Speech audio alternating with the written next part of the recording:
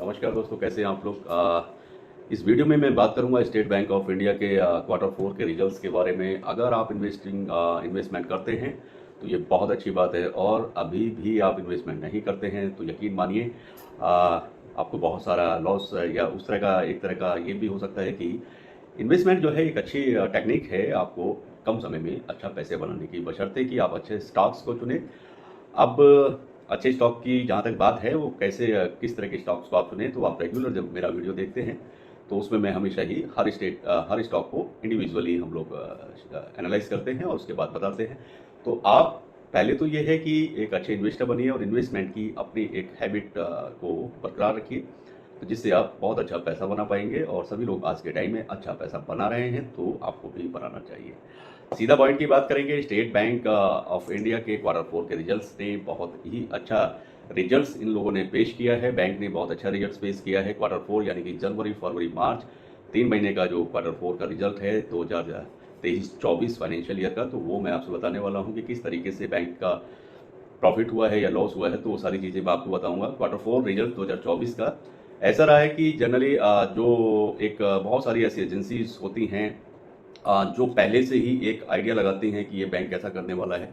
ऐसे ही एक रिपोर्ट आई थी काफ़ी दिन पहले, ब्लूमबर्ग आपने नाम सुना होगा अगर आप शेयर मार्केट में इंटरेस्टेड रहते हैं। तो ब्लूमबर्ग की एक रिपोर्ट आई थी और उन्होंने जब अपना एक अनुमान लगाया था कि क्वार्टर 4 का result state bank of India का कैसा रहेगा, तो उन्होंने काफ़ी कम आंका था। उन्होंने कहा था कि 13,450 रुपये करोड़ के आसपास का एसबीआई का मुनाफा रहने वाला है। ऐसा उन्होंने कुछ समय पहले इस तरह का अनुमान लगाया था, लेकिन बैंक ने सभी को सरप्राइज किया और बैंक के रिजल्ट्स उससे कहीं ज़्यादा बेहतर क्वार्टर 4 के रिजल्ट्स आए हैं, जिसकी वजह से बाजार भी बोचक्खा है। काफ़ी इन्वेस्टर्स भी इस चीज़ को लेकर के इतना ज्यूम नहीं कर पा रहे थे कि स्टेट बैंक के रिजल्ट्स इतने बेटर होंगे।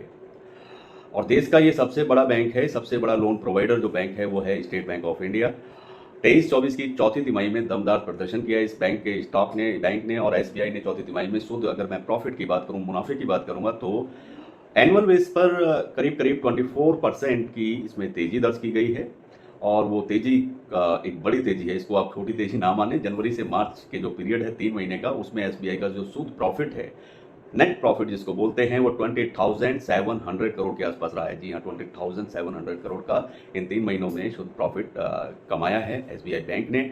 इसके अलावा भी बहुत सारे प्रॉफिट्स होते हैं बैंक के, जैसे ट्रेजरी से इनको प्रॉफिट्स मिलता है, या फीस जो ये लोग लेते हैं, बैंक जो फीस लेता है उससे भी एक तरह की इनकम आती है, तो वो भी बैंक की एक्स्ट्रा इनकम में आता है। तो इस तरह की चीज़ें भी इनके साथ हुई हैं। बैंक ने बहुत अच्छे रिजल्ट्स बना कर दिए हैं।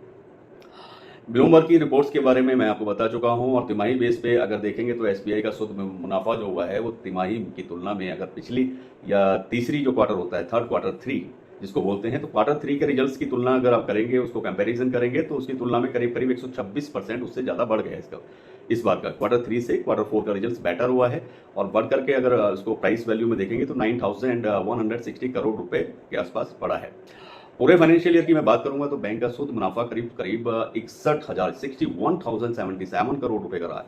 जी हाँ, 61,777 करोड़ रुपए का अगर आप पूरे साल का फाइनेंशियल ईयर 2023-24 के शुद्ध मुनाफे की बात करेंगे तो वो 61,077 करोड़ रुपीस का रहा है। इसमें सालाना बेस पे करीब करीब 21.6% की तेजी दर्ज हुई है। तो ये पूरे साल का ऐसा निकल के आता है। अगर बात करते हैं बैंक के मैनेजमेंट की, तो मैनेजमेंट ने जैसे फाइनेंशियल ईयर 2024 के लिए अब जैसे आपने इन्वेस्टमेंट किया हुआ है, आपके पास इस बैंक के अगर शेयर हैं, तो उन्होंने डिविडेंड की भी घोषणा की है। बैंक ने कहा है कि करीब 13.70 रुपये प्रति शेयर ये लोग डिविडेंड ऑफर कर रहे हैं। तो ये भी एक खुशी की बात है। जिन लोगों के पास स्टेट बैंक ऑफ इंडिया के स्टॉक्स हैं उनको डिविडेंड भी मिलने वाला है। करीब 13.70 रुपीज़ का ये ऑफरिंग हुई है। फाइनेंशियल ईयर 2023 के लिए एसबीआई ने, अगर पिछले साल का अगर आप देखेंगे, तो पिछले साल करीब 11.30 रुपये का डिविडेंड इन्होंने ऑफर किया था, जो कि बढ़ करके इस साल अब 13.70 रुपये का डिविडेंड मिलने वाला है। तो इस तरह का एक एक्स्ट्रा बेनिफिट आप लोगों को मिलने वाला है। एसबीआई के जो प्रदर्शन रहे हैं बहुत ही दमदार रहे हैं, और इसका असर इसके जो सारे स्टॉक्स हैं तो उन पर भी देखने को मिला है। इसका शेयर अगर बीएसई पर देखेंगे तो करीब करीब अभी भी लास्ट जो क्लोज हुआ है फ्राइडे को, तो 1.14% बढ़कर ही क्लोज हुआ है, और 819.55 रुपये पर अभी ये ट्रेड कर रहा है। फाइनेंशियल ईयर 2024 की चौथी तिमाही में बैंक की जो शुद्ध इंटरेस्ट इनकम होती है, यानी ब्याज वाली जो इनकम होती है, वो सालाना बेस पर 3.13% बढ़कर 41,655 करोड़ रुपए हो गई है।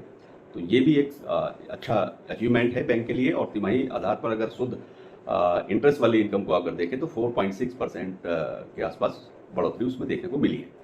तीसरी तिमाही में हालांकि ये 39,816 करोड़ रुपए था।